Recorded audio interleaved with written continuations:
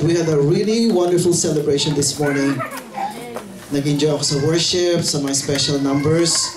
Alam nyo, kapag talagang ginagawa natin sa Panginoon, ang sarap-sarap na madama. Sapagkat hindi lang tayo nag-i-enjoy, ang mas mahalaga nag-i-enjoy ang Panginoong Jesus. Andito siya ngayong umaga sapagkat lahat ng ginagawa natin para sa Kanyang kapurihan. Dito po sa iglesyang ito, tinuturuan po natin ang mga tao na maging mapagkumbaba. As we humble ourselves, the Lord will exalt us. Kaya kahit po hindi perfect ang ating mga boses, kahit po hindi tayo mahusay, natatakot po tayo magpatotoo, pero alam niyo po yung content ng patotoo niyo ang mahalaga. No? Ang kita natin kung saan natatawa tayo, hindi marunong mag-express, gusto magtago sa pader, pero pag narinig mo na yung patotoo, talaga ang Panginoon ang naluluwalhati. So purihin ang Panginoon. Every Sunday, we look forward to be here to celebrate the goodness of God and to really worship Him in spirit and in truth. So, there is one question that I have to begin with because our title or our topic this morning is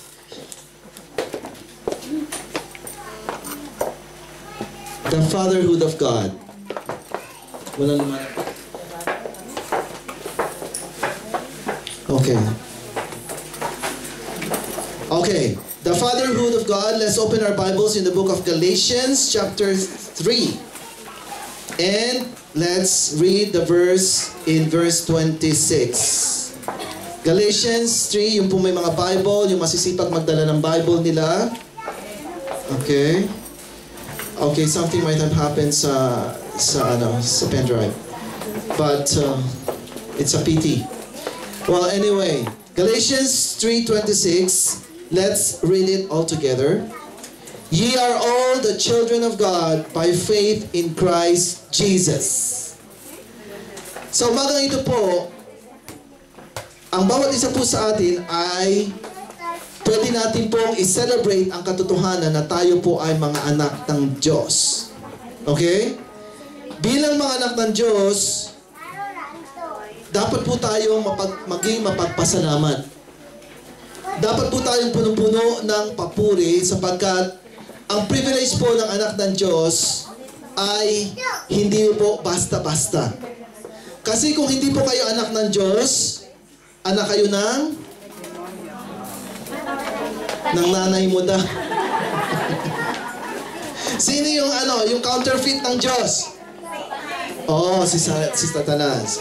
So, anak ba tayo ng Diyos? Amen? Amen. Amen. Ayan. Ang mga anak ng Diyos, dapat po na malaman natin yung ating mga privileges sapagkat bilang mga anak ng Diyos, meron na po tayong kasiguruhan sa ating susunod na buhay.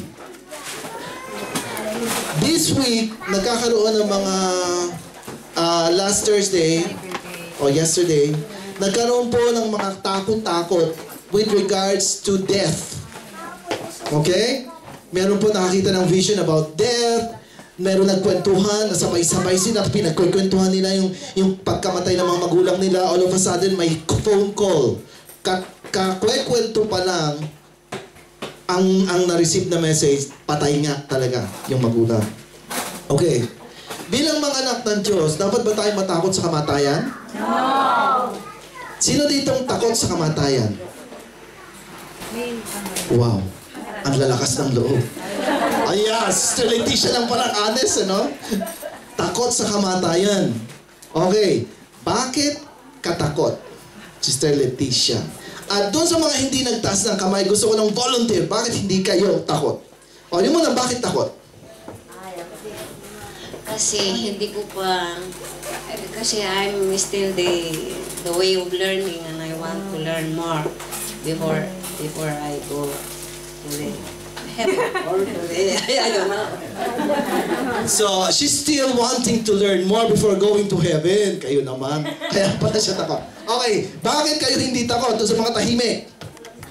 Ako, sa ngayon, hindi ako natatakot kasi alam kong nasa Panginoon ako. Para hindi na ako makagawa ng kasalanan, gusto ko kunin na ako ni Lord ngayon.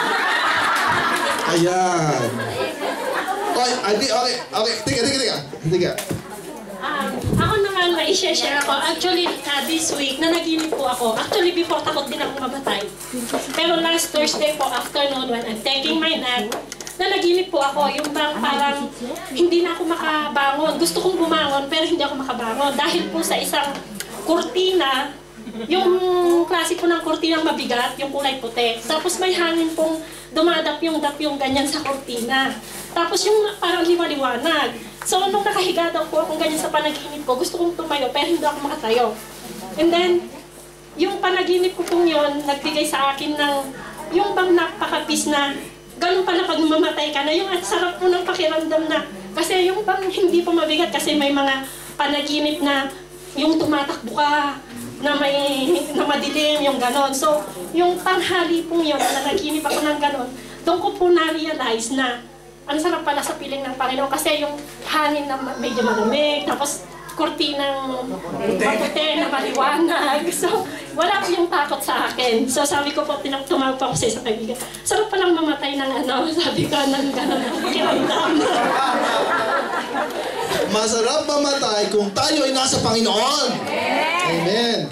Basahin natin ito. There's an illustration here that I would like you to see. Okay?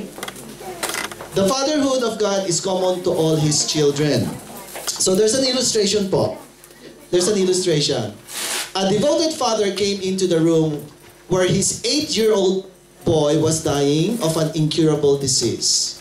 The child, sensing that he was not going to get well, asked his father, "Daddy, am I going to die?" "Why, son, are you afraid to die?" The child looked up into the eyes of his father and replied, "Not if God is like you, Daddy." You know, God is our daddy, our papa, our tatay. Okay? So, we are not supposed to be afraid because actually, for the children of God, when we die, it's called promotion. We will wake up in heaven. Okay? So, we have to be secured to the fact that we are the children of God. And I would like to give you the assurance that you as a child of God, your position as His child will never ever change. Death brings us in John 1:12. In John 1:12, this is the assurance, okay? I would like you to master this verse because this will give you the assurance that you are a child of God. John 1:12 says, "For those who receive Him, He gave them the power to become child of God." Everybody coming inside this church is always having that assurance because we try to make sure that they understood the salvation, the gospel message before they joined the cell groups. So all of you, I am so privileged to have a church 100% born again. Because there's a lot of churches who are being, they come to church for the sake of religiosity. Here, I make sure that all of us understood that we belong to our Father, that we have this eternal life, that we accepted Jesus as our personal Savior. So if today you're still doubting that the rapture comes and you will be left behind, it's because you did not receive Jesus in your heart. This week, praise God for Sister Marlene posting these videos about the chips. Okay? It's prepared. And according to the rumors, March 23, okay, count days, 2 weeks from now, they will already impose the putting of this mark of the beast. This is the mark of the beast because according to the Bible, in Revelation, okay, that in the last days, the Antichrist will rule, and before the Lord will take us with Him, they will put the mark of the beast. And if you will not put this mark of the beast on your forehead or in your right hand, what will happen to you? You cannot buy food, You cannot work, you cannot go to school for the kids, you cannot do anything. So, the only thing you have to do, there's no other choice for you to survive, is to put the mark of the beast.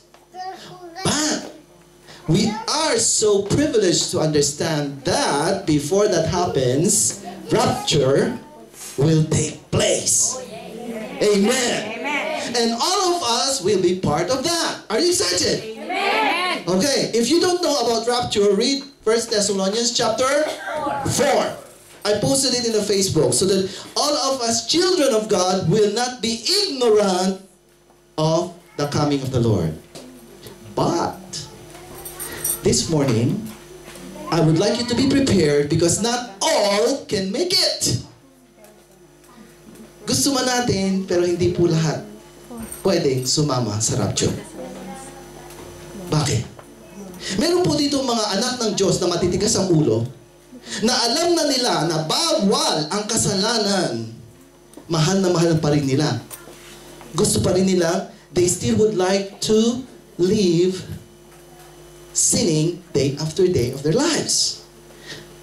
God is holy. Our Father is holy. And He said in His Word, I am holy, therefore be holy. Are you living a holy life? Are you aware of what you're doing? Or are you living in sin and you thought, God is a God of love. God is a God of second chance. Maybe tomorrow I will change my lifestyle. Maybe tomorrow. What if Jesus comes today? Because He will come like a thief in the night. Nobody's prepared. Nobody, only the Father knows the time. Our Father, He has the perfect timing, but none of us know the time. Actually, talking about rapture, there are three concepts. There is the, okay, I would like you to listen to this for those who are new in understanding rapture. Okay? Rapture is the time when we will be caught in the air, but before we go up to the air, the dead in Christ go up first. So, that's the time of the resurrection for the dead in Christ. Yung pong namatay kay Kristo. And somebody asked, but Pastor, how come they will be resurrected? We thought they will go straight to heaven when they die. But according to the Bible, those who were dead in Christ first will rise up, and then we who are alive and remain will follow.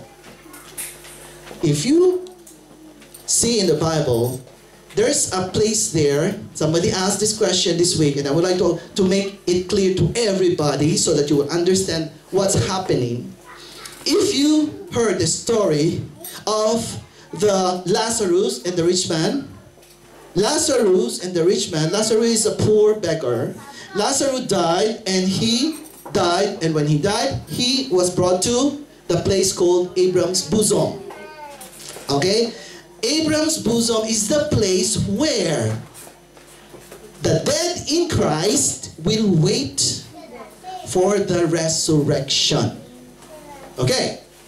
Now, what about the rich man? Saan po siya pumunta? Where did the rich man go? Straight to hell. Hagena.